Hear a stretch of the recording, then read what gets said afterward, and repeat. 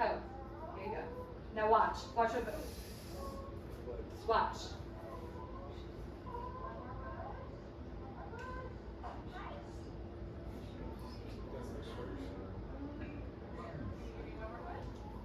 Look, she's not even contracting right now. You see belly's not contracting? Mm-hmm.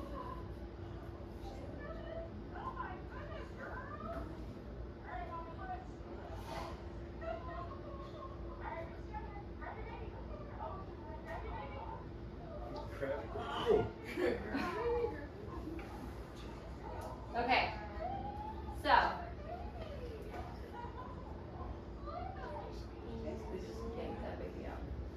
So, here's the thing. They spent all that time letting baby come down. They could have waited for one more contraction. So the body is designed to have head. Give the mom a minute to like reset also. We have to have reflexes turn on for baby to turn, right? Baby has to turn body to come out. So what happens is, normal delivery, we won't see one here that we can't see head and everything come out. But what happens is, head will come out, mom gets a break, baby will then do their motion of turning to get shoulders out, next contraction comes, body comes out, body comes shooting out. Because what happens is also, so uterus contracts up, and when it's contracting, it's two different types of muscle fibers. So it will contract up, but it also, again, kind of that corkscrew motion. So it's building up muscle at the top for that final ejection of baby. So this muscle gets shorter, shorter, shorter, shorter, and gets bigger up here. So it can do that last final push, right? So body comes out, and then we're done. But when they don't do that and they're helping, they're like pulling baby out when they could have just waited for mom to have another contraction and baby would have come out on their own. But also, what happened with that neck, y'all? Yeah, just that. Like, You turn out. yeah, like she didn't even know what way she was turning it. Did y'all see that? Yeah. Okay, so also pay attention to that with your little ones. When you are looking at them and feeling them, you can probably tell if doctor was right-handed or left-handed because of how they're pulling out baby, right? So again, right-handed baby, they're pulling them this way and rotating this way. Left-handed babies, they're going opposite. You see it all the time, all the time.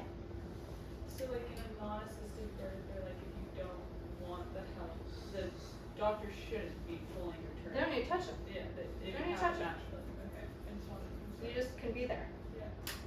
Like this.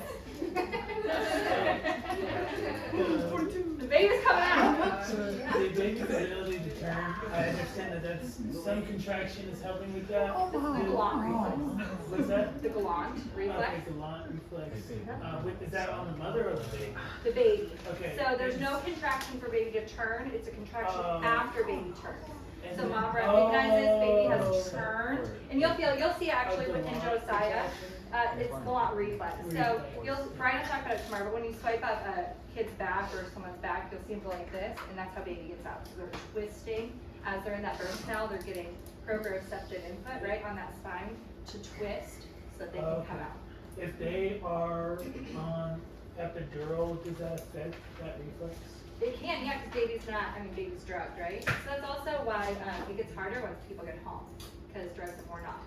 So now babies are like, I don't know what happened. My baby was so happy in the hospital. Now they're crying.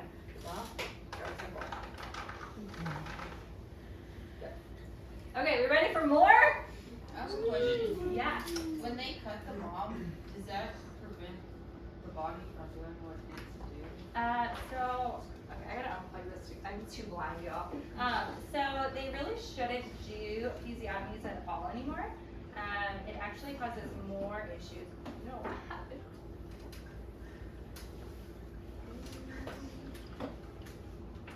They shouldn't do episiotomies at all anymore because it actually slows down the birth process and moms will risk more.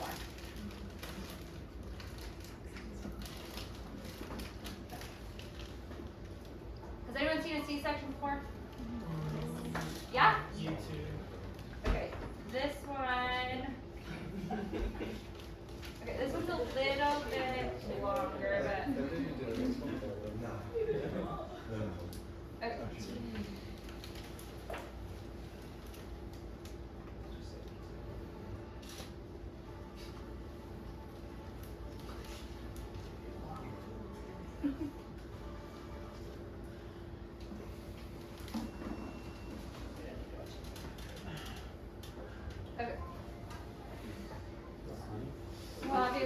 You know, die and all that stuff.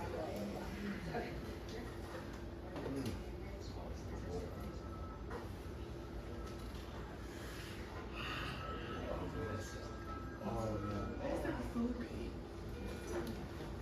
So I also want you guys, okay, so like all of your reactions now, okay, also listen to just everything going on in the background. Like you can't see this, but this is happening to you. Keep that in mind. You can turn it up. Can you see it? Yeah. You're covered. So there's a cloth here. Everyone is If here. everybody's up there, can you turn it up? What? Just be on your laptop. What is?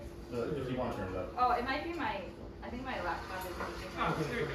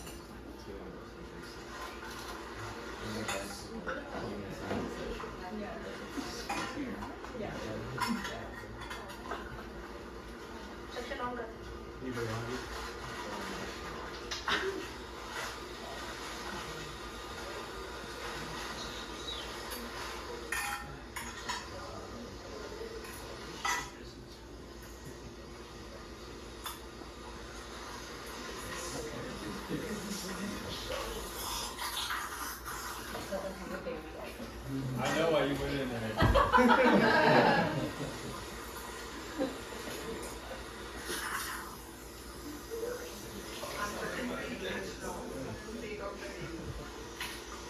I don't know if you heard, but that's the uterus. That's you.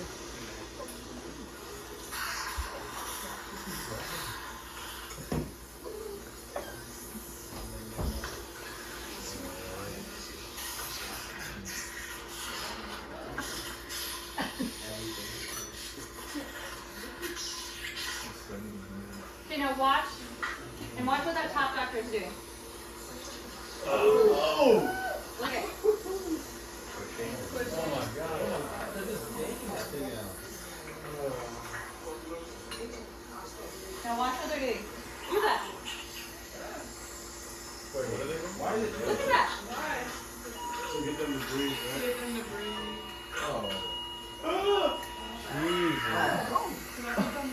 Tell me that does not affect feeding reflexes.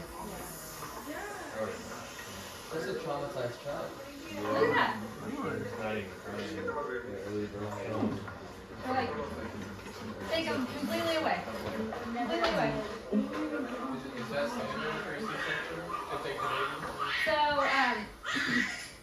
but see how long it took the baby to even like realize what happened because it was in such shock. Like so much just happened to that baby. Or don't tell me that baby wasn't like shut down. This is a standard. I mean, like this is a different country, but like this is standard, y'all. What is the ratio of C-section to like? Every household is different. There is one in Dallas that's like 92%. Yeah. Like, Yep. that is the world.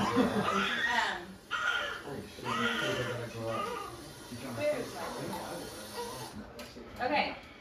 So. It's like Welcome to my class, y'all. Okay, so I saved the best for last, so okay. Guys, go down, please. I saved the best for last. Okay, this is actually, she and her husband are both chiropractors. I only did this one just because so this is a twin breech delivery at home. So, the reason I chose this one is, she is a mom of 2 already, so she has had 2 children prior to this. They were both home deliveries, but there's a lot that is said about breech deliveries and everything like that, so I just chose this one because I also feel like, you know, we hear so much of like, what about complications, or like, what about, like, a twin breech is a pretty big thing, and so an example of what that can look like at home, okay? What does breech mean? What does that mean? So that, yeah, baby's like head up instead of, so like butt down, foot down. One of hers is a footling breech, one of them is standard breech. Okay. And I'm just gonna fast forward through everything here. So she chose to have a lot of people at her birth, which again, I just feel like it's completely different. There's probably as many people in her house as what there was in that surgery room. And granted, yes, there's pretty music and pretty video and things like that, but you can tell it's just a completely different feeling.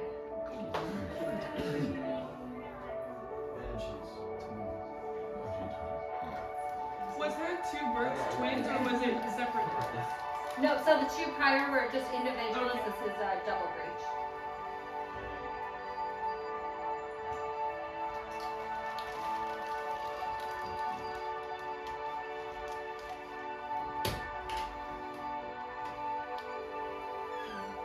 So again, you can see there's a million people there, but can you, again, without the music, like, can you guys already just tell, like, there's a difference in atmosphere, right? And again, I'm not saying it's right for everyone, but like, you can still have a lot of overwhelm. But look, like, see, she's in the middle of a contraction, it's intense, she's working through it, husband's there, and then she'll be good in a minute, we'll be talking.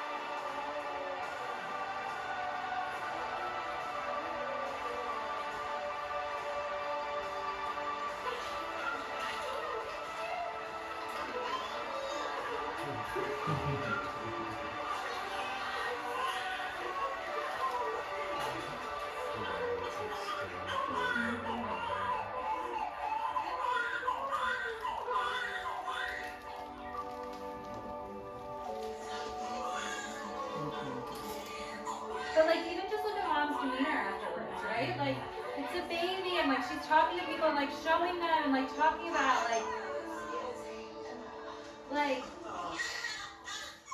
and again, yes, this is one, but I encourage you guys to go look at more deliveries like this, and they are so much different than, you can still have this in a hospital. You can, absolutely, but you have to create that environment, and that's where it matters to have those birth workers with you to make it what you want.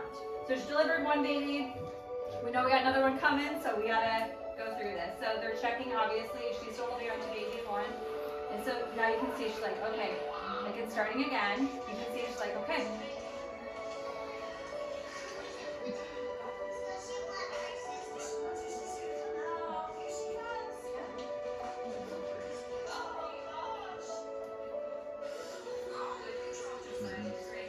So you get it, like, good control, Josiah, you're doing great. Like, Is that the midwife? that's the midwife. This is other midwife. So this would have 3 midwives here, right? 1 for each baby and then mom. This is mom's midwife here, and then those other 2 are for babies.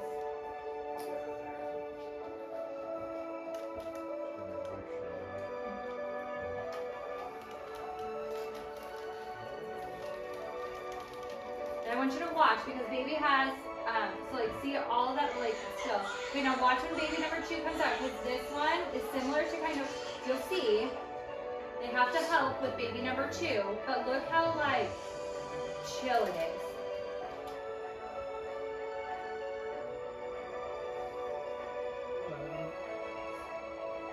Now, like, mom's able to get in position, midwife is working on baby. See, other midwife right here, this is baby number 2's midwife. And see, like, they're recognizing baby's not responding the way it needs to, but, like, still look. Look, like, mom's so chill, happy, but look how, like, on it midwives are. But they're like, here, mom, put baby on you. Like, we got this, you're good.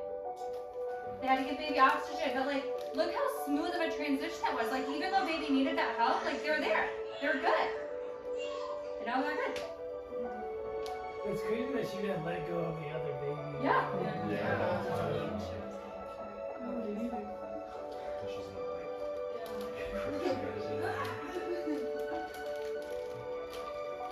And again, like you could see Dad was like ready to hold baby, but mom was like, no, like I got this, right?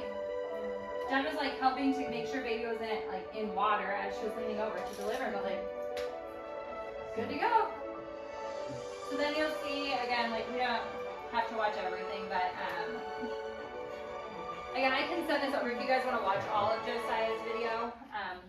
But so what will happen with the home birth is placenta will be delivered. She'll be in the water with them. Placenta will come when it comes. You'll, again, if you continue to watch it, Dad cut one of baby's cords. I think there was 15 or 20 minutes between the girls. But Dad cut first baby's cord. Josiah cut second baby's cord. And then placenta is delivered. She stays in the water. They'll do an herbal bath with her and babies. And then typically they give babies to Dad. Dad holds babies while they help mom get out. They will get mom in bed, check on mom, make sure she's good with everything, and then you just go to bed. Like you're in bed. So with a normal physiological birth, you have to realize baby did all that work too, right? So typically midwives want you back in your own bed by hour 3. Because that's the longest stretch that you're gonna have a baby sleeping after that. So usually they'll take like a 2-3 hour nap and then they're like game on. So they typically want you like back in your bed so that way you can sleep and rest during that. Okay. Okay, any questions on any of that? So I'm a weirdo and I watched a lot of home births. Yeah, me too. Why was her water so clean? Like I've watched a lot of them where like the water's just obviously like full of blood and whatever. So you can when you watch that further, you'll see placenta comes out, blood comes out. Then. Okay. Yep. But also realize that depending on who you have there, and like those teams are usually switching water out so it stays warm for you. So they're still kind of dumping that, changing it. So even like in my delivery, like my midwife would drain some of the water, put hot water in, so that way it stays at kind of that 80-degree temperature. That doesn't interrupt the process at all? No, because again, like it's just changing it out. Like she didn't drain the tub, right? Like she just pulled it out so that it could start to drain, and then you put hot water in. And then they have like the other midwife there that's not like actual baby midwife. They're catching everything, right? Like they're cleaning up everything else that comes up. If I need to get more details with that, like everyone poops and it happens during labor, they clean it up with a fishnet. So Are there like if you wanted to do like a water birth, are there options in all of the different settings to do water birth, or is it just like an it's based on hospital. Hospital environment, you also cannot deliver in the water. You can labor in the water, you can't deliver in the water. So you could literally be pushing and they will pull you out of the water. You cannot deliver in the water. Why? I mean, I've had patients like ready to deliver and they pull them out and like they get out of the tub and like have the baby there. So like liability, I mean, hospital regulations. Yeah. Is there like birthing homes? Cause like say if someone's house is not ideal for that. Yeah, so every state is different. So our midwife, I delivered at her home. So I delivered in Rockwall, and I would have done a home delivery, but we moved literally like 2 days before I had Chet.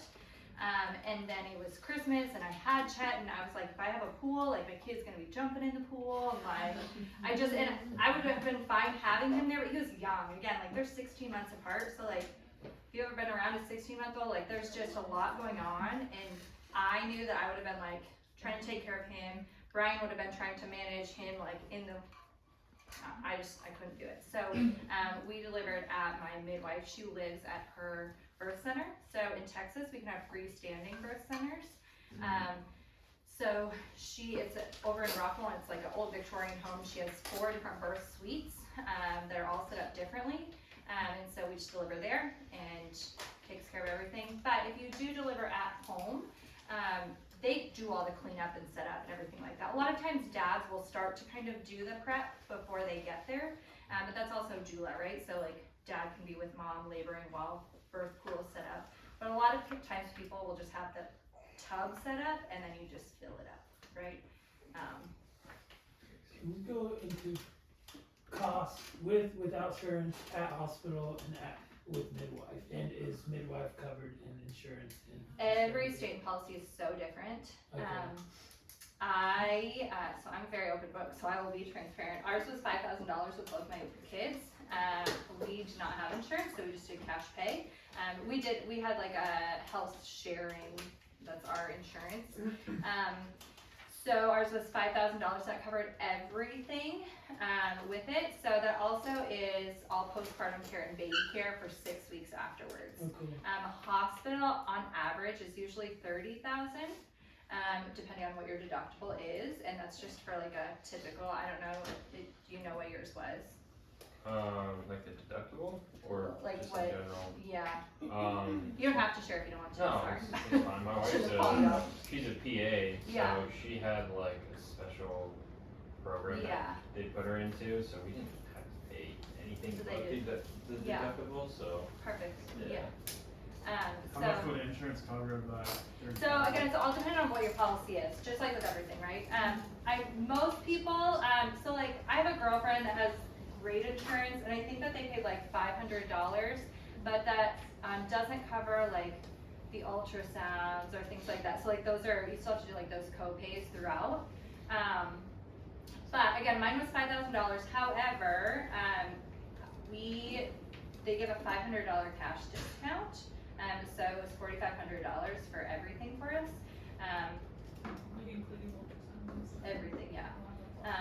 And again, like you get to choose if you do ultrasounds, right? Like with my son, I did ultrasounds. With my daughter, we only did one. I knew more and changed my mind and didn't want to do things. But yeah, so $4,500 covered it all. Yeah, I encourage you to do research on ultrasounds. So, what were ultrasounds developed for? That's the first question. Do you know what they were developed for? Yeah. Yeah, so like to identify malignancies and to change cellular output. So that was the whole purpose of that, right? They have developed over time for us to be a diagnostic test, but they actually aren't considered diagnostic. When we find things, we have to get other tests to confirm it. So it's more of a screening tool. And there is absolutely no research on obviously what happens with babies, embryos with it, but we do know that it does change how cells function. So the more you do to them, the more it can affect genetic output, right? Also, we know that the higher the ultrasound output, the more that can affect those cells, and we have cells that are very primitive and just learning to do everything. Huge effect on them. 3D ultrasounds and all that stuff is just a ton more on them. So again, epigenetic wise, the more stress we put onto a growing system, everyone has to do their checks and balances and what's right for their family. But also, is an ultrasound going to change? That's the other thing, is like you have to make that choice for your family, but is an ultrasound going to change what you're going to do? Like, is it going to change your baby from growing? Is it not? Just like some more thoughts I had on ultrasound, because I was listening to this podcast by a chiropractor, Yeah. and he was talking about the ultrasound coil, and he was talking about the change in the cells, and then he was specifically talking about heat as well with the ultrasound, and how Yep. He kind of related it to like cooking something in an oven, like you're response on the baby, Mhm. and Yep. the baby feels that as well. Absolutely. Yeah, it feels the vibrations of it. And that's what you'll hear so oftentimes too. Again, we have reflexes that are set up to be protective mechanisms. Why do you think a baby moves away from an ultrasound every time that it's going? You never hear of a baby being like, oh, I'm gonna turn and go like face first to this, right? Like you never hear that. A baby is always moving away from it because babies are binary. It's either good or bad, right? Like they're gonna respond good or bad. And you never hear of a baby being like, yes, I'm gonna go towards this. They're always like turning away from it, right? That's why a lot of times people have to do multiple because they can't get a good look at baby, right? Now, can I say for a fact that that's what it is? I mean, no, right? Like there's no way that you could do that test, but we can look at, again, how a body works and functions and what an ultrasound does and how they work together, and you can come to that conclusion. So this can affect like gender reveal parties. Well, I mean, can it affect it? What do you mean? Like, As far as, identifying sex of the child. well, I mean, people are doing extra ultrasounds just to find that out. So, I mean, but also like, it's a delicate area and you're sending a lot of stuff to that just to find that out. So if that's right for your family, cool. I'm happy that you're having a boy or a girl, but I don't know if it's right for mine. Teaching us that there's nothing wrong with ultrasounds and it does nothing to the cellular tissues right now in our class.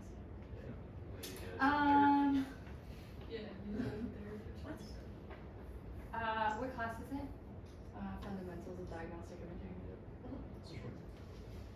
So my question with that is, if the, so do you guys not have PT at all in class? Yeah. Okay. 5 and 6. So if that's true, then why do we do ultrasound in PT? That was my question, but she couldn't answer it. Well, I mean, It was kind of just like, she kind of bounced around it and it never got answered. Go ahead. Doctors of Bay, if you guys are wondering. So again, I'm not saying right or wrong. You need to learn information for boards. I mean, flat out, you need to learn information for boards. And again, like, I'm not here to make a judgment on anyone, but if it doesn't have any effect, then why are we doing it and why are we charging people for it? And if it doesn't have an effect, then why would we do it on everyone?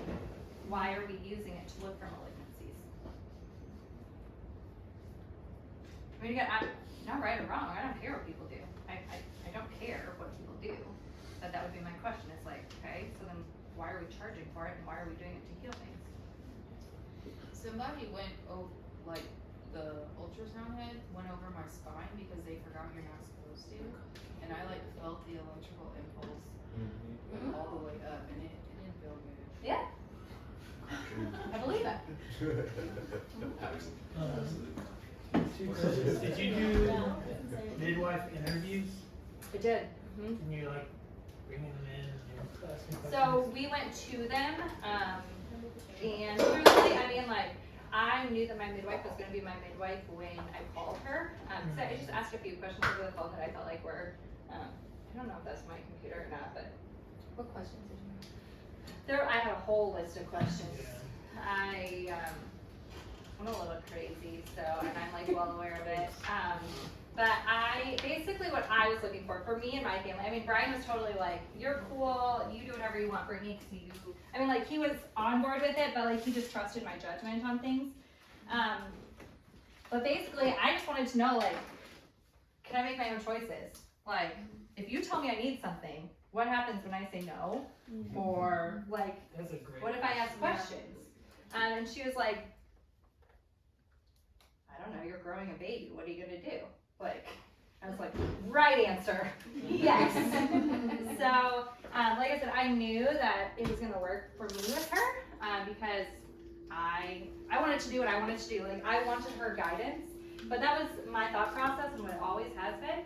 And part of why I love, like, chiropractic, I'm like, the body can do it. Like, why let it do it? Like, the body, again, like, we're growing a whole human being. I can for sure deliver a whole human being. Like, I don't need to come, right? Like, what are you gonna do?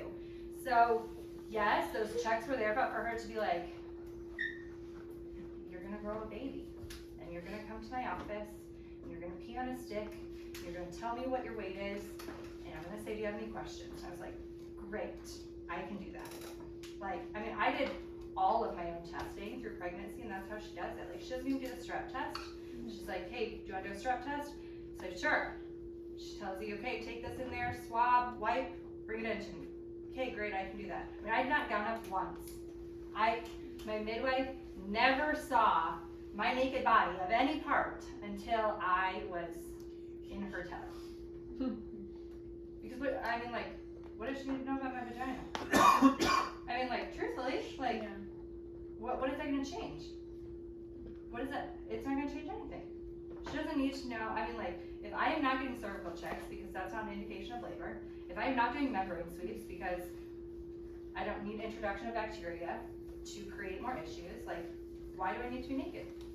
Why? Why do you need me in a gown? You don't need to look at my boobs. So, again, like, that was right for me, but some people like that. Some people like to go and they like to have, like, I mean, did I have questions that I would ask? Occasionally, but like, she has 20 minutes blocked out. I was typically like a 5-10 minute, so I'm like, okay, you have a heart rate, you're good with it? All right, we're good. Like, I didn't need to know more than that. We did it. And again, like, I chose, I didn't do any birthing classes for my son. Not that that's right for everyone, but I knew myself that if I took a birthing class and I expected A, B, C to happen, and I went from A to C, or I didn't see B, then I would be nervous, and I would be like, okay, what's happening? My mind would try and work at it, and I'm like, my body, there's a reason, and I just gotta let my body do what it needs to do. So like, I didn't want any of those preconceived notions of what to expect. I wanted to trust my body and let my body do it. That's not right for all my patients, but it is right for women to feel empowered going into their birth and delivery, for them to have whatever it is that they want. Yes, they need to listen to their partner because it's his experience too, but if he wants something different, you need to discuss why. Because if it's that you're worried about something happening at home, so you're not comfortable being in a hospital, okay, let's talk about that and let's figure out where that is, right? That's cool. If it's that you want me to have an epidural and every drug under the sun, I just want to know why, right? Like, let's talk about it. Because maybe I'm okay with that. Once we talk about it, I get your perspective, right? But every person has to figure that out for themselves.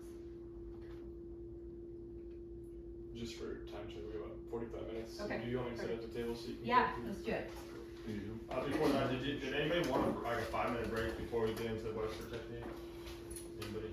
You good?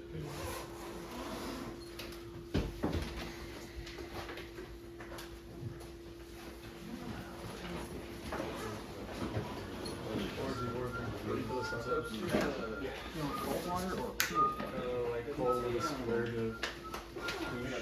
You get Webster.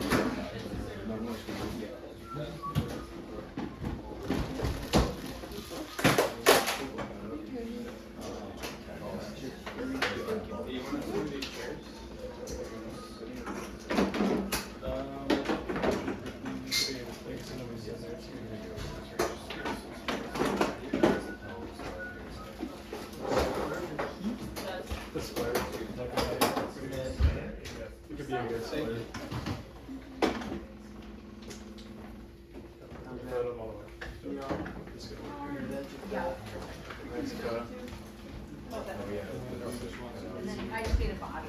Whoever doesn't care. I mean, we're gonna do both, so whatever. You want a small body? Do you wanna watch it or do you wanna be it? I mean, it doesn't matter.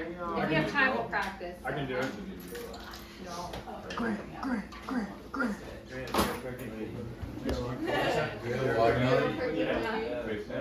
Get the ball. Yeah. Or I can do it so you can watch. Okay. Do you want face down? Yeah. Okay, so we're gonna do a quick overview of Webster. What is Webster? It is a pelvic balancing technique. It is not specific to pregnancy, okay? There are parts of it that you will do on a pregnant woman that you will not do on a man, because a man does not have round ligaments, correct? But there is a pelvis to balance. okay? So here's the thing, I'm gonna do a quick overview of it. This does not mean that you should all of a sudden go and practice Webster, okay? I am not saying that, this is not a certification. That being said, just because you take Webster certification does not mean you should be doing it on people either. I see many clinics who are like, look, I'm Webster certified. And I'm like, you're also an accident and injury attorney referral practice. Like, cool, but like that's not what you typically do. So we're gonna go over it quick, but here's the thing, like there are points to hit, and then you can kind of go from there. So, obviously, this is a boy, not a girl, okay? I'm going to show you as if you were a girl to show you the whole protocol, okay? So I have this all on here, so I know most of this is gone, so I think some of you guys do like AIAS, right? You guys, you do? Okay. So again, you can kind of look through that. I'm just gonna do a quick overview of it. If you wanna know how long it takes me to do, 3 minutes, okay? Like it's, so one caveat to this is, if you are finding things that are off, I recommend going to upper cervical, checking, clearing upper cervical, and then going back to pelvis and balancing it, okay? Now here's the thing, it's really annoying for a big pregnant woman to do that, but you need to be specific, okay? The other thing is, I typically start people prone because I do zone on them anyway. I will always start with pelvis. If you are not comfortable with that and you feel like this is what needs to be cleared first, go for it. But realize they're gonna be flipping back and forth and back and forth. So be prepared to help them, okay? Sorry, I just want to clarify, so you said you start with pelvis, but then before you said there's something where you would clear cervical before pelvis? So if my indicators are off, Oh, okay. so like my general indicators are off, then I will go to that upper cervical and clear it and then come back and check. So once I go through here, and the next slide, you'll see some things that are like off. So if you aren't seeing like a typical presentation, I will go clear cervicals and then come back to this. Does that make sense? Okay. What try is everybody in here? We got different, we're all over the map. 4? Okay. Does any, We got a lot of okay. sevens. So we have like some people adjusting, some people not. Okay. Okay, I'm not gonna, I'm just gonna go over it because I can't teach everything to everybody, okay? Okay, so prone, and we are going to start clearing out those reflexes, right? You're looking at legs, yes, okay. So what you're gonna do is you're gonna bring legs to butt, okay? So you, oh, no. Thank you, though. So you're gonna say, okay, I am gonna be checking your sacrum here. So I'm just going to be bringing your legs to your butt. What do you guys see? Am I pushing equally on you? Yeah. What do you see? Right leg is going forward. Yeah.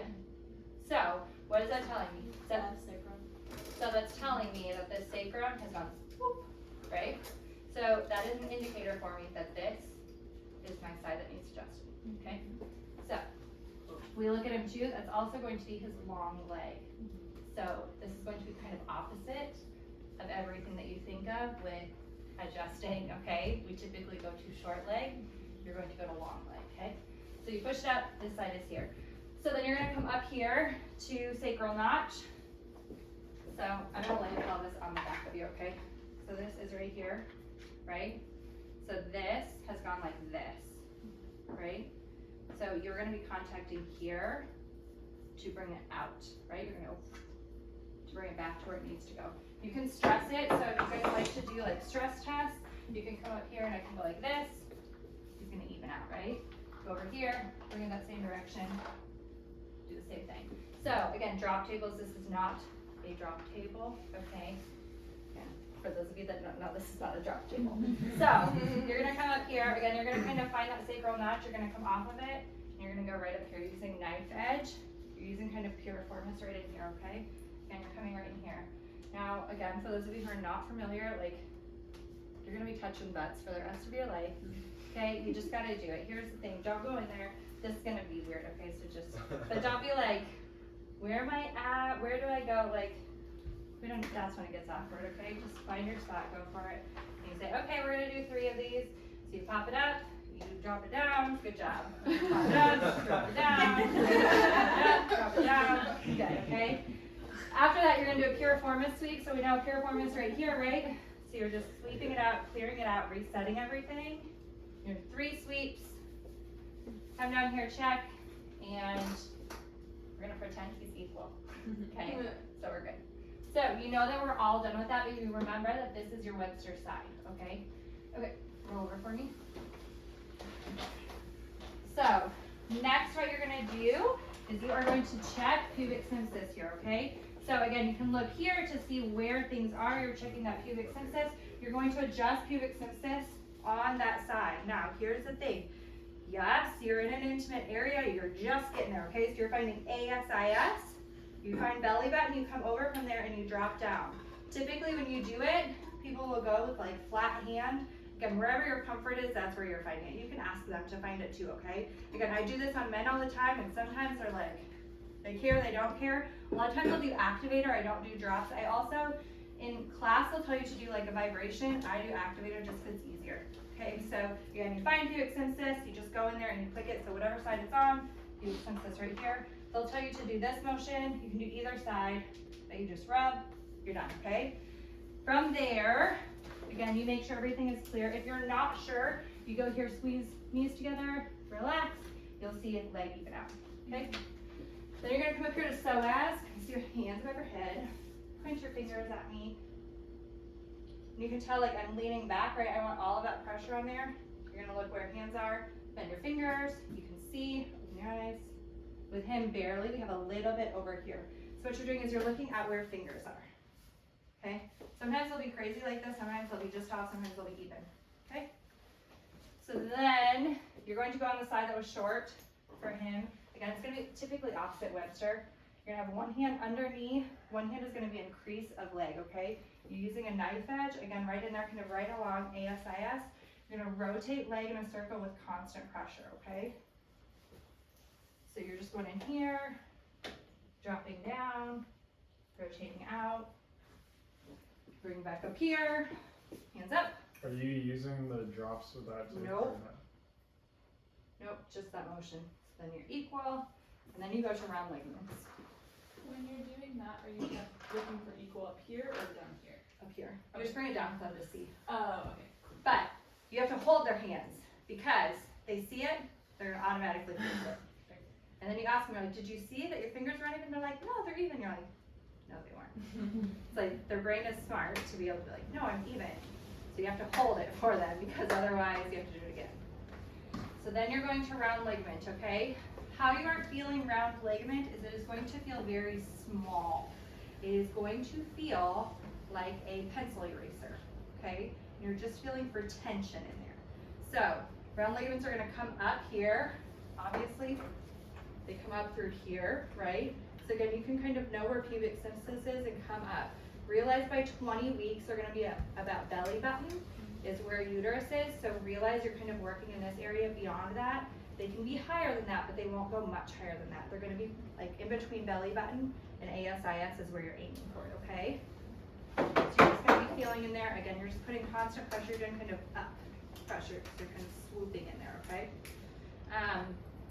Again, you can see that's on the opposite side of Webster typically, but here's the thing, adjust what you find. Again, these are just like protocols, but adjust what you find. If you are not finding that, then figure out why, right? Look at the body, did they fall down the steps? Did they have something else going on prior to this? What's going on to be able to work through that? And then, I tell them, good job. I tell you to roll over to the side, push yourself up, I'll see you next week. That's simple, that fast. What questions do we have? I know that was super fast overview, but What was your check for the pubic symphysis? Were you still going the Webster leg as adjusting that side, or? so I check it, but yes, it's typically that Webster side. Okay, and your check was what exactly? So- like actually like the So I'm location of it? looking at here, again, Webster will say, just adjust that side. Okay. But I usually am looking at legs to see if they're even, not even, where they are. Yeah. If you can't tell, you can have them squeeze knees and then come out of it and you'll see, or if they look even and you're like, I just adjusted you, there should be something going on, have them do that 'cause it's gonna reset that neurology for you. Okay, and then you're still going alongside. But with the, yeah, when you're doing your hand check, you go to the short side. Yes. Okay. Yep. Opposite of what it is. And you're gonna be standing on the same same side of the table for everything, right? So like here, here, so I would have been standing over here this whole time, except for psoas, because I obviously can't do psoas with here. Right? So you'll be switching over. But again, the biggest thing is finding those sacral notches. Oh, I didn't show you sacral tube. That's the other thing. So clear out those piriformis. You're gonna go and hold sacrotuberous ligament. Everyone know where sacrotube is? Yeah. Everyone has a sacrotuberous ligament, even men, okay? So sacrum, it's that sacral notch to your ischial tube right here, right? So it's this ligament here. So you're gonna be coming right here. So you're actually gonna be like coming right off of that notch. So again, you're gonna feel down, you're gonna come right here, and you're gonna be pushing up. With a good amount of pressure. You're aiming for like other shoulder here, okay? Obviously, these this side, but you're gonna kind of feel right here. Okay. Now, again, I don't feel like I have to get like super low in the class. They're gonna tell you to like come down, like do this angle to do it. Like, that's just a lot of biomechanics for me to have to do all day, every day. I'm not saying it's wrong. That's how you're taught to do it. Follow those rules and then practice real life, okay? But I always find it clear. The other thing is you'll a lot of times find QL on the opposite side of Webster will be tight, so I just kind of do trigger points along there with where it is. I don't ever find that I have to do like innominence after that. I just clear sacrum and I'm usually good. You're only pushing and holding on sacral tuberous? For how long? Until you feel it release and relax. Sometimes it's 30 seconds, truthfully, sometimes I'm chilling there we're having a conversation and I'm just hanging out. Like, you're just waiting until it relaxes. And I might have just missed it, but was there a test that you did for the sacred? Nope, it's just you'll know that it needs to be adjusted because again, if things have been shifted, right, there's a lot of tension that's being held there, so you're just clearing that out. The other thing to know too is sacrotube is also huge for parasympathetic input. So you have these women that are at the end of pregnancy and they're stressed out, they're overwhelmed, there's a lot going on, there's a lot of shift in there that can really help to get them parasympathetic, which we know is going to help with So delivery. releasing it can help with that. Yep. Yep. The other thing with pregnant women is you want to adjust whatever you find, but realize like T12-ish area is a huge ganglia, right? And that goes towards uterus, so just be cautious with that.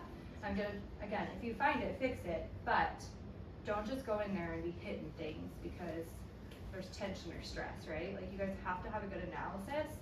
If you're just going in there to adjust something, like, again, that's where it goes to that demographic. Like if you don't know what you are doing with your demographic, don't do it. You said something about zone, so if they showed up zone 2, would you I adjust? still would, Okay. yep, absolutely. Yeah, it's kind of like what my question was going to be. Is zone your primary analysis, what you're using, and then you're going to go into Webster for more so your technique and stuff? Yeah, well, because zone also doesn't affect pelvis, right? I mean, you're Right. getting sacrum, Right. S1, but that's it. Yeah. So I will typically do Webster on everyone for pelvis, and then I do zone everywhere else. I will say the one caveat to that is if Webster is also coming up kind of odd, I'll do MC2 on pelvis to see what's going on. Again, like if I clear upper cervicals, I'm like, oh, now something's still off.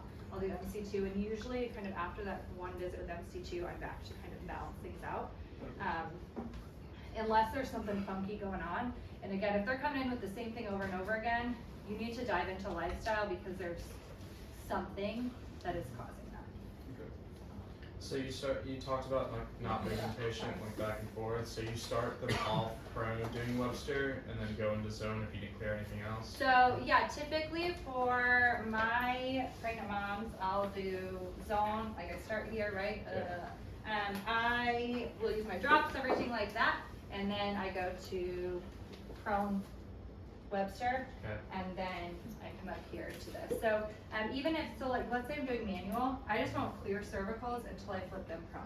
It's like, I'll get everything here zone-wise, take care of pelvis, flip them over, do cervicals, finish my checks down here. I'll come up. So I mean, like you could do this here while they're here, but typically you're like helping them to roll over, so I'm already here. I don't know, it's just what I do. But I'm not gonna have them flip back and forth. You get a big pregnant woman on here, it's hard to move. So I don't, again, like I'll do it if I need it, but if they're able to do it, good. Questions? Anyone else want to go? Anyone want to try it? Any? I'm curious if, like, I have a right leg injury, so when you do the heel to butt, like, I know that my leg would not. So what other Yeah. checks? Yeah. So okay, meaning like your knee or what? I shattered my femur, Okay. broke my patella, and split my tibia. Okay. So I have some other. So like I have a few Pilates instructors that come into me. Like their legs are going to the table. Like they're going way past their butt, right? So that's when you can do like leg length discrepancies instead. If for some reason you know that there is an anatomical leg length discrepancy, you can also, I have a slide on that, but you can also do like tension through here. You also, again, I'm not going to go through them, but if you know Logan Basic, you need a positive 5 checks from Logan Basic to know that that's the side you need to adjust as well. But again, the more that you do it and the more you'll see, I mean, again, if you know there's an anatomical short leg, or you know that there's going to be some sort of discrepancy where they can't do that, you can check erector spinae, you can check leg length. If you have someone who can't lay down, you can do high hip. I mean, there are so many different ways to check it, but again, that's looking at like doctor mind of like, where is physiology, where should physiology be, right? But also take into play, where is baby then, right? So that's the other thing to realize is that why are we leveling pelvis, right? Like as chiropractors, we think that we need everything to be level and stable structure-wise, but like, why do we care? Development. So that the baby can descend properly. What else can happen with that though? Like if pelvis is level, what else in turn is gonna happen? Symmetry. So uterus and pelvis is just like a hot air balloon. Okay, so like pelvis is like a basket of a hot air balloon, right? And then you have uterus that expands out. You literally have technically 6, but 4 ligaments that we pay attention to. So it's like the hot air balloon strings, right? We have 2 in the back that are sacrotuberous. We have 2 in the front that are round ligaments. So as belly is growing, if pelvis is off at all, where are those ligaments going to be? Twisted, right? So you're going to have interuterine growth restraint. You're going to have baby not dropping into pelvis.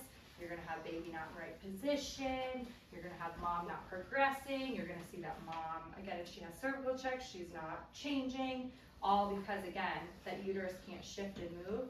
So you tell mom a lot when you're going to round ligaments, like baby's probably going to move a lot when we're doing this because you're shifting. Also, you probably not have a lot of Braxton Hicks after you leave here because that's also how uterus shifts shape, right? Baby has to move in there, and that's how uterus moves. Why did you choose Webster over Logan? So I did Logan in school. I like Logan, but Webster I just felt like I could be a little bit more specific with it. It's a little bit quicker for me than Logan. And just my other analysis, I felt like I just could get a little bit more. I appreciated the like front of the pelvis with Webster as well. It's not that Logan doesn't address that, but we don't do as much, and so I didn't love that, just because, again, we focus so much on the back, but like, why are we not thinking the other half? Like, that's where baby comes through, so like, why are we not addressing that? And that's a huge one, so. And truth be told, people know Webster, so like, even if you are practicing, they don't know what you're practicing. They don't know.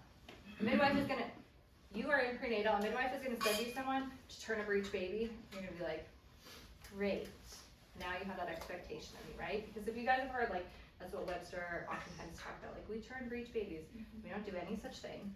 We don't mess with baby at all. We are not an obstetrician, we do not mess with baby. We level mom's pelvis so that it has free motion and they can get in the position that they want to. You're not doing anything with baby, y'all, nothing, okay? Will they turn? If they're ready to, but again, if there's something going on, I mean, like they could have perfect structure, but there's something going on emotionally, or there's a short cord, or placenta's in the way, like baby's not flipping, and it's not because you didn't do anything right, it's just, they're not able to, right? Off the top of your head, do you know of like, if we want to dive into more stuff on like prenatal, pediatric stuff like that, off the top of your head, do you have some like great like go-to resources that you personally use or find really helpful? Yeah, so I do feel like ICPA is a good start, foundation for things. I am not certified, like I don't have my diplomate through them, only because I have chosen to do other things. If I had only done ICPA, I absolutely could have had it, but I've done other programs. So like I did Marsha Schaefer's program, and really loved that, got a lot from it, but again, I just wanted to do more beyond that. Webster I feel like is a really good foundational thing for any type of prenatal, and again, like adjusting wise. But there's a bunch of them, like Claudia Onrig has a really great course for prenatal. Stephanie Libbs has a lot of really great like nursing, breastfeeding information, postpartum stuff. It's just kind of getting into that world and seeing what it is, but there's a bunch of different places out there. And it's finding out kind of what techniques you like, and again, like what direction you're gonna go, you know. Again, not every person is going to be like as niched as what I am, and I totally get that, but you really have to think if you're doing like, are you doing a service to your patients, or are you just adjusting because you can adjust and you're worried that you can't get more patients?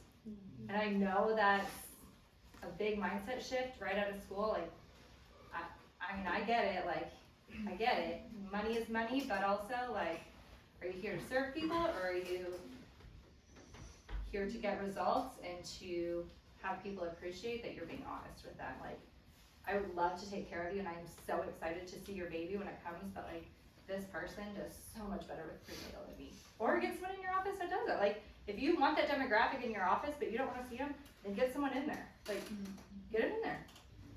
Don't be scared to shove someone away. They're gonna come back to you. If they like you, they're coming back. So.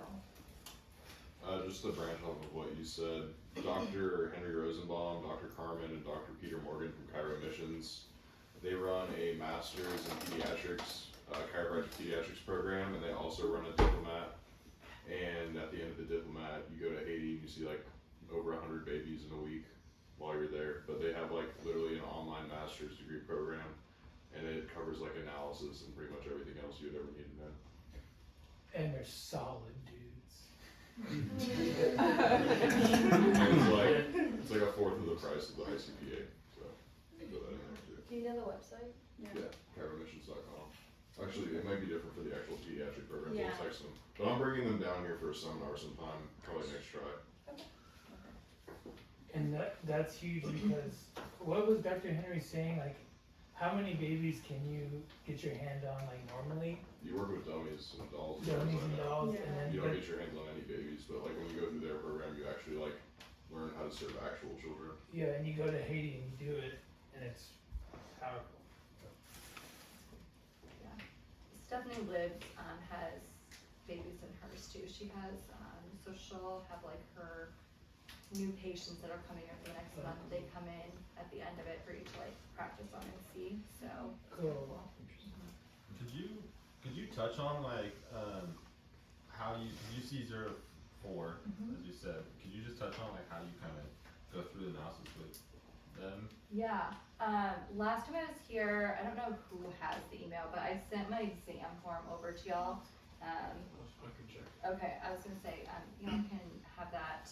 I do tend to use the ICPA form. It's an old form, but it's awesome. It's really great. And we just have it converted to our EHR now. But yeah, I mean, I definitely have like a protocol that I run through with them. Whether they're sleeping or not, I can get all of it because again, they're all primitive reflexes. My exam is pretty short with them because I just get in and get out. With babies, like you're on their time clock. When they're at meltdown, you're done. Because mom's flipping out, baby's flipping out, like you're done. So you need to get in and get out. We do use CLA in our office. With babies, I do HRV and thermal. Obviously, EMG you can't do because they're not fighting gravity yet. And even once they are at that stage, I mean, my 2 and 3-year-olds, they are, but I'm not getting them to sit there for an EMG. So I'm usually doing that. as far as I can with them, and then Brian will do more EMGs with them. But I base a lot of my care on that HRV, and then again, like where those prims are.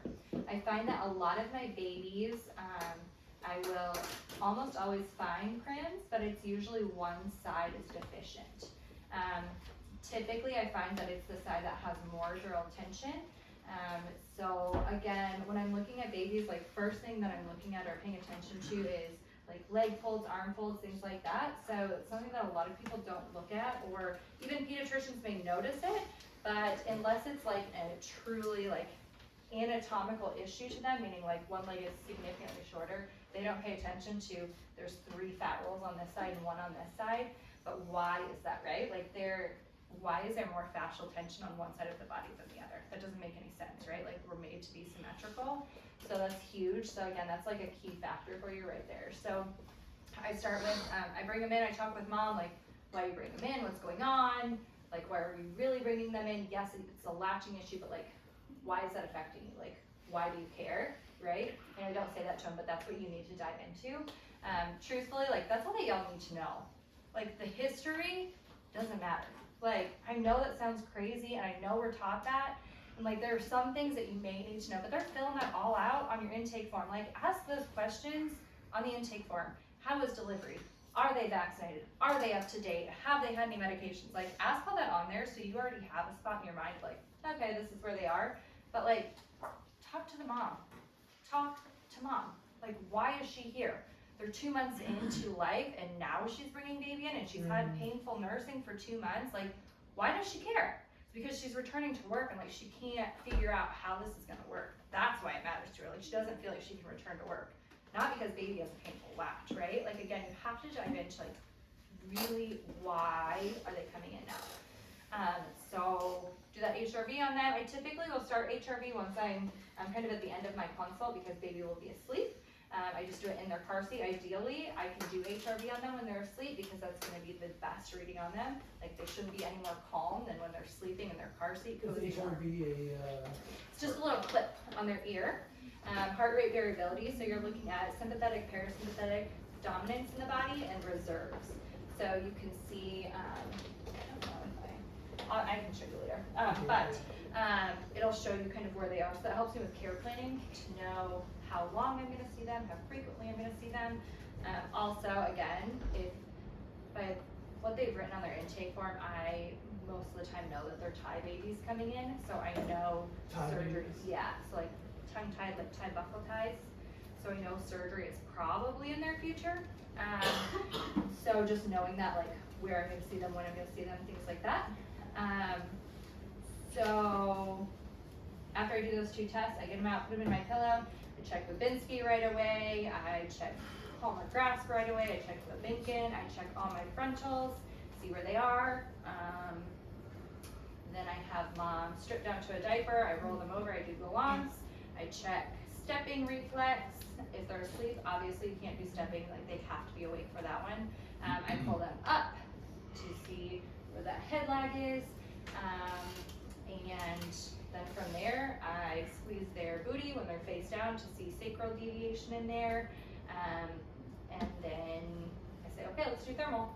Have mom hold them up. I roll the thermal up their back, and then they're good. They're usually screaming at that point, so that's perfect because their mouth is open. I put my gloves on. I look for ties, and I put my finger in there, feel top of mouth for where that sphenoid is, where ties are, how it's affecting that. If they're able to latch, if they're able to suck, if tongue is working on one side, not the other, if they're getting motion through here. I look at head symmetry. We take pictures of like face and top of head to see where things are because you can talk with the parent about it. But again, baby's screaming by this point because they're naked and mad and all the things have happened. So then they say, okay, go to mom. Mom nurses them, and I'm done. And that's day 1. And then when do you adjust them? So a lot of times I will have already talked with mom and I'm like, if they're mad, do you want me to adjust them? And they're like, sure, cool. So I like just get it done there because it takes no time at all. Or I say, let mom make them happy, whatever. I kind of feel it out. A lot of times we do our recommendations on day 1. So if that's the case and we're gonna do that, I will let mom feed, nurse, make them happy, change diaper, all that stuff. I go get my scans, I write up my care plan, bring it back to them, and then I'll present care plan and adjust then. Or if I'm gonna wait till next day, I just adjust. If baby is like done, then I say, why don't you go ahead and nurse, I can adjust it when you're done and I'll come back in and adjust. If I can adjust, then cool. So day one, how long does that usually take with the kids? So with consult and everything, truthfully, that's the longest part of it because you're talking with mom, kind of trying to make that connection. We try to not have people in our office longer than an hour with everything. But truthfully, my exam with little ones, it's the HRV because it takes 3 minutes to get going. And then the thermal, which isn't long, but to like get baby out of clothes and all that. I'm usually done with my exam in like 20 minutes. Tops. Because I mean, like, it truthfully is that fast. Like, I mean, my baby's here and I'm just touching feet, I'm looking at different things, I'm holding onto arms, I'm lifting up, I'm rolling over, I'm checking, like, it's that fast. I'm still talking to mom, kind of engaging through it, being like, oh, how was delivery, blah, blah, blah, blah. How's nursing going? Oh, where do you work? Are you going back to work? Like, making that connection with them then while I'm doing all of that. And I will show mom. So if I am able to show mom things, that's what I tell them at the beginning. I'm like, I'm gonna show you everything I can, but if I can't, I will tell you, but I gotta get my information to be able to tell you what's going on. And they're like, okay. And a lot of times they'll see it right away. I mean, you do the Insky and one foot goes up and the other one doesn't do anything, and they're like, what's happening? You're like, well, that's what's happening. And then do you do like full spine or what? Okay. Can you do zone on kids too? You do it on them too? Yep, so I used to do MC2 on all of them, and I still love MC2, but again, with the little demographic, it was easy enough to do that. However, it's harder once they're moving. Because although they like to get on my table, it's hard to get a newly walking kid to like lay on my table and actually check their legs. So zone is so much easier because I can just walk and feel. And again, I know that zone explains that like we should talk with them and explain it to them, and I'm not saying that's not important. However, like a little kid is not going to, but truthfully, they will also be like, ow, you know, like you'll be pushing and they're like, like moving away from you. You're like, all right, well that's zone 2 today. But little ones that are asleep, like you can just feel the difference, and you just have to know and trust. Like that's what you're doing. Like if you don't trust yourself with what you're feeling, then reevaluate it. For anyone looking for that link to the Chiropractic Pediatric Masters, it is mliccp.com. mliccp.com. You get in contact with any of those docs. Thank you. I know we're gonna close the time, but could you kind of brush over, or if that's something that you do, I feel like no matter what's out, especially like in hospital settings and stuff, there can be a lot of trauma just on the mom. How do you do post-care for, because they still have the hormones, they're still not exactly. So I just tell moms come in whenever you feel like you're ready. I don't push that they need to get in at that 1 week, 2 week, truthfully. I mean, like, here's the thing is, I mean, like, I felt great after my delivery, and I was grocery shopping on day 3. Do I think I should have done that? Nope, but I sure did. So I want to respect that because again, every mom is so different, their experience is so different. So I just say, you know, we're here when you're ready. I typically will call and check in on them like a week afterwards, just like, hey, how's it going? Shoot them a text. Just want to check in, how's it going? How's baby doing? They've either found a lactation consultant if they hadn't found one before, or like they will start to tell you what's going on. You're like, oh, okay, well, you know, you might want to follow up with lactation, or why don't we get them in here, check how it's doing, how are you doing? But a lot of times, again, I don't push it one way or the other because I try and push them to get in. It's just going to create more stress in a whole new environment. And I don't rescan or re-exam until they are ready to be there, because if they want baby seen, I have to do an exam on baby before I can do anything. So in our office, we do not do multiple exams on one day. So we will not see a whole family for exams together. We will only see one member of the family because it just turns into chaos. I mean, we have a lot of families of like 4 or 5 that want to come in, and it's just, mom has to absorb all that information, and then mom has to do the exam. They're there for 5 hours. Like, I mean, like, we have a decent setup for like kids to play and do things, but like that's just a long time and a lot to handle. So like, I don't have enough snacks for that. I don't have enough, you know, like there's just too much going on. So we just do one at a time, so I'm not gonna do an exam on a new mom and a new baby. And then postpartum, I do say, you know, like, let's check you out, see where you're doing. I will adjust her when that first couple of visits, and then I say, once you're feeling pretty good, let's get you in. I tend to do activator only until they are done bleeding. Every person is different, but that's just where my comfort is. Can I do drops before that? Sure, but I tend to just wait until they are done, like red bleeding with that. Just because they're already really tender. And again, do I think it's powerful? Yeah, but why introduce more in there? Your body's already processing more. Have you ever had a mom request that you be there before the birth so you can adjust the baby, basically work out? So I have had people ask me that. I don't have hospital rights, and I don't want hospital rights, so I just say no. And I tell most people I'm available for you when you go into labor, but that's also why I have your care plan laid out the way that I do, because I'll see you and I'm ready for you whenever you are, so get in here during early labor. I'm gonna have the best setup here, I'm gonna be able to take care of you and get you home and labor on your own. And they say, okay. How does hospital rights work? Like if they did an at-home birth, would that still, like? So, I mean, you could go at home, that's no problem. Yeah, it's just you have to have hospital rights, as like, you have to be considered a practitioner in the hospital. But I don't have any interest in that. There are a couple, I think there's 1 or 2 docs in Dallas who do that. And part of it is, the reason I don't want that, every person's different, and you can go talk to those other docs, but I don't wanna see a mom that I've never seen before. Like, I don't wanna do it. Like, there's just too much going on, and do I wanna help them? Yes, but like, yeah, that's just not my jam. Like, I've never seen you. I don't wanna adjust you when you're in this like crazy intense moment. Something doesn't progress. I don't wanna, you know, like, I don't wanna be in that world. So, I have had friends who I have treated, and they're like, hey, come see my new baby. And I'm like, I'd love to come see your new baby, right? And like just go see them in the hospital afterwards.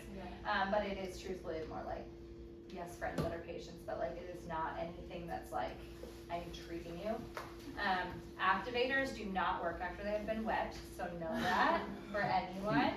So you want to adjust, make sure that they are either out of water or something like that, because otherwise you'll be sending your activator in to get fixed.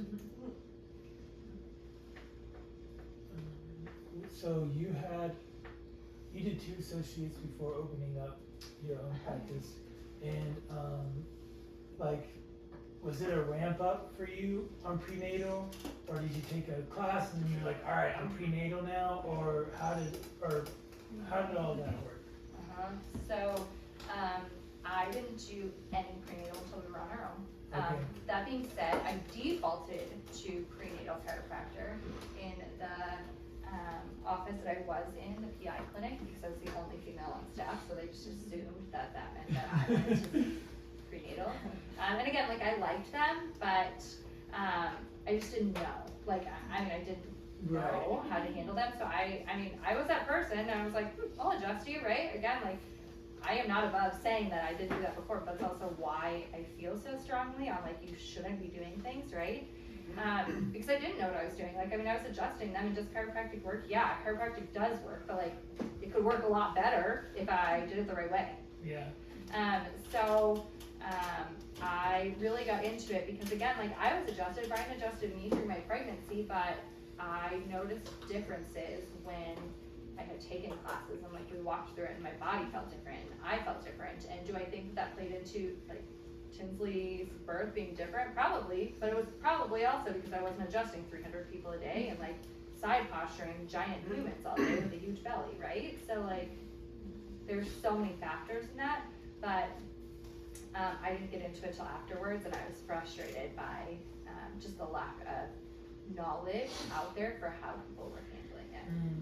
Because again, like, I love upper cervical. I think it's wonderful, but I think that it's such a disservice to just assume that we treat them the same. They're a completely different demographic. And so was it like a gradual, like, okay, you started to learn, and then all of a sudden you had maybe 2 or 3 patients, and then it just kind of picked up from there? And Yeah, so we definitely, I had a lot of peds that just started coming in once we took over. Truthfully, I think that it was just a different person in there, and I talked about kids more, and we had our kids in there. I don't know if you guys knew this or picked this up, but our kids have been with us from day one in practice. My son just went into kindergarten, and my daughter is still with us every day. So like our kids are in the practice with us. It's cool, but it's would I recommend it? I don't know. Yeah, it was just, I started to see kids, and then, moms would start coming in, and I was starting to do more classes to figure out more, because again, I knew that I needed more knowledge on it. And then I just started talking about it more in practice. Thank you. Yeah. How was adjusting while pregnant? I didn't know any difference first time around. One thing, and I put it on there, but I didn't cover it very well. So for females, when you are adjusting pregnant, realize that your position matters so much. You will find in practice that you will tend to favor one side for adjusting. Yes, we are taught to use both sides of the table, but you will modify also just for convenience sake. Again, right or wrong, fine, whatever, but like you will. So I tend to be a right-sided table adjuster. And so when you think about that, and this is something for you guys to think about, like with women that you're taking care of, or if you have a wife that's a chiropractor or a girlfriend, like when you're adjusting this way, where is my pelvis? It is always shifted this direction, right? Like even if I'm doing something this way, like you're still gonna be this way most of the time, or opposite, you're gonna be this way. So you're gonna find that's gonna play so much into your biomechanics, right? You're doing side posture on someone, and you're trying to do, like, you're not gonna do a body drop as a pregnant woman, right? Like you won't. Your boobs are gonna hurt, so you're not gonna wanna do that either. But also, it's not that you can't do kicks, but like it's harder to get your leg up when you have a full belly here, right? So truthfully, I mean, I do side posture occasionally now, but it's just not my favorite technique. Like I just feel like I can get a cleaner adjustment other ways. And again, I am really, really against a lot of rotation, so I don't love to do it. So that was the biggest thing with that. I didn't feel like I had to change much biomechanically. The bigger my belly got, sometimes I would get like a stool or like those, like exercise steps, just so I could get more leverage to get on top of people, even though my table was fine, but you just don't have the same amount to get over that because your gravity is different. And truthfully, barefoot was way easier when I was pregnant than when I wasn't, just because you can shift your body better. But yeah, so like when I would have taller, bigger guys or whatever, like to be able to get up here with the belly in the way, I would just use like one of those exercise steps I just shoved under my table and just do that to adjust them. Would you recommend for like someone that is wanting to kind of have a focus in pediatrics or prenatal, would you recommend doing like right out of school focusing, or maybe doing broad and then doing most rounds? Like, I think that it just depends on what you want to do. I think that as chiropractors, we assume that we don't know what we're doing, so we need to associate. And here's the thing, you're not going to know anything anyway. You're not. Like, I mean, you're not. You are not going to learn anything about how to run a business as an associate. You're not. Even if you love your doctor and you love your associateship, like, you are not running that business. You are an employee of that business, and you have to respect that. Like, they're not doing anything wrong, and they're not a bad boss. It's just like, there's so many behind the scenes things that like you don't think about. Like, how do you choose an EHR? How do you do your paperwork? How do we handle staff? How do how do I pay my light bill? Like, you're not gonna know until you do it. So if you feel like you have to be an associate because you don't know, you're not gonna know anyway. If you want to be an associate because you're not confident in your adjusting skills, that's different. And again, like if that's the case, go into a PI clinic and adjust 1 million people and then be done. Like, go to the joint and be a doctor there for a while. Get your hands on people. Like, but again, like you have to get your hands on people. Like you have to. And so real world is so different than clinic as well. And again, you need to do clinic, you have to follow the rules, you gotta pass boards, but like real world is so different. And would I go back to a PI clinic? Absolutely not. Again, I refuse to see even PI. Like someone comes in that's one of my established patients, they get in a car accident, I say, go see Brian, I'll see you after it's done. And I'll say hi to and talk to you while he's adjusting. Like I am done with PI. But you wanna see stuff, I mean like, you wanna see failed medical model, go to a PI clinic. But you'll see it. It's amazing. But be on your toes because there's a lot of broken bones that come in that they don't notice. So. And then my other question was, you said that you guys bought a practice. Mhm. Was the way the doctor before did how they practiced, was that similar to yours? How was that process of kind of people just don't like change? So like how did it? Yeah, so you're gonna lose people no matter what. Yeah. The way she told us she practiced is what we wanted. The way she practiced was not. You have no way of knowing that without being in day in and day out. So, I mean, her numbers looked great on paper, but she was a new patient clinic and she had no retention. So we bought a clinic with a whole lot of patient names, which is what you're paying for, or the people. So we paid for a whole lot of people that had been in once. So realize that. You have to know what you're. You wouldn't think to look at, but that's. Yeah. And like year retention rates too. Because again, like upper cervical practice is a different model too. Like you have to realize the type of practice you're purchasing. And a lot of upper cervical practices are not, they're like, well, they're wellness focused, but their frequency is significantly less. And so, and again, that's cool, great for them, but you have to realize that that's the model that you're planning to do. You gotta get a whole lot more new patients than what your retention rate is. Established patients are much easier to pay your bills with than new patients, and cheaper.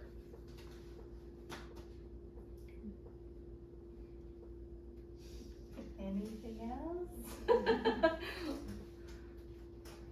Alright, well, I think that's all. Thank you guys for coming. Tomorrow we have Dr. Brian Asby, her husband, coming. So if you aren't signed up yet, still have time. I know some of you only pay for one day, so I would like You should come see him. Yeah, you should come see him. He's a great guy. I'd like to get a picture of everybody here with Brittany before she leaves.